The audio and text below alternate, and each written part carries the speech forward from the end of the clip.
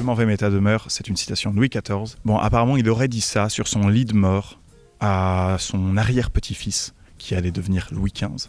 À partir du moment où Louis XIV allait mourir, c'était lui le successeur. J'aime bien cette idée que le type, tout gangréné qu'il était, pouvait encore produire des alexandrins à quelques heures de sa mort.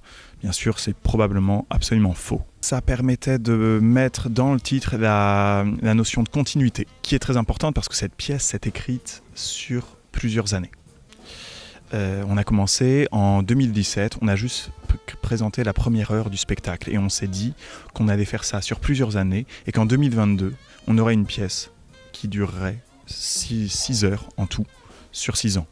En 2017, quand Emmanuel Macron a été élu président de la République, il y a un directeur de théâtre qui est venu me voir, qui m'a proposé de faire une petite présentation d'étapes de travail, comme ça, si j'avais une idée, dans son théâtre, quelques mois plus tard. Et je lui ai dit, là, je viens de passer une année à aller voir plein de meetings, j'ai quelques anecdotes à raconter sur le milieu politique. Moi, j'ai pris des photos, on pourrait les afficher, comme ça, on pourrait recréer ce que j'ai vu. Et donc tout ça, on pourrait le transposer sur scène et faire du théâtre avec des anecdotes, des petits moments glanés ici. Voilà. Comment j'ai préparé ce projet en jouant à Tintin et la politique française. Comme si j'étais Tintin, comme si j'allais vivre quelques aventures. J'ai passé mon temps à aller voir des meetings, des procès, des manifs, à suivre des hommes politiques. Voilà, tout ça pour me poser la question, qu'est-ce qui est en train d'évoluer politiquement ? Quelles sont les évolutions politiques qui traversent la France contemporaine ?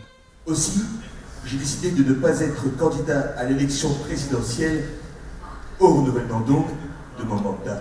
J'ai pu, selon certaines personnes, m'infiltrer dans le milieu politique. Il se trouve qu'en fait, pour vraiment connaître le milieu politique, il y a des moments où tu es obligé de t'immerger. Tu es obligé d'y aller sans dire que tu es là pour faire une pièce de théâtre. Il m'est arrivé de m'inscrire au Rassemblement national à Dunkerque. Ça, c'est dans l'épisode 3. Et j'ai affiché, j'ai donné des tracts pendant 2 mois avec des militants là-bas. Et sur la dernière campagne présidentielle, je me suis immergé dans le milieu zemmourien. Et c'est allé assez loin, beaucoup plus loin que ce que je pensais. Jusqu'où je suis allé, jusqu'à faire des choses que j'aurais jamais fait sans cette pièce de théâtre, c'est-à-dire servir des mouvements dont je désapprouve les idées parce que je suis un social-démocrate, politiquement je suis très très décevant. Jusqu'où je suis allé à faire des photos qui ont ensuite paru sans que je le veuille la première fois, sans que je sache, sur le Twitter ou le compte Instagram d'Éric Zemmour. Étonnant, non ?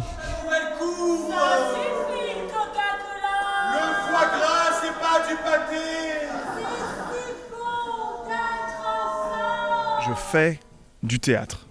Et le théâtre, c'est exactement l'inverse d'une caméra. Je dis rien devant les caméras parce que je considère que mon métier, c'est vraiment cette petite nullité que sont ces planches noires, ces projos, le fait de mettre une écharpe et de jouer un personnage, d'enlever une écharpe, mettre un chapeau, de jouer un autre personnage. Tout le monde voit bien que c'est faux et pourtant c'est très vrai. Et c'est ça qui m'intéresse. C'est ce décalage entre la réalité et la fiction, la transfiguration, la théâtralité, qui permet de parler d'art. Est-ce qu'il y a une suite à ce spectacle ? Non. Je ne veux pas faire un 2e quinquennat. Je suis beaucoup trop fatigué. Et j'ai fait exprès d'aller trop loin dans le dernier épisode, à propos de cette immersion dans le milieu zemmourien, parce que... j'ai fait exprès de passer de l'observation à la participation, parce que c'était une façon de clore le processus artistique qui était de s'immerger n'importe où dans le milieu politique.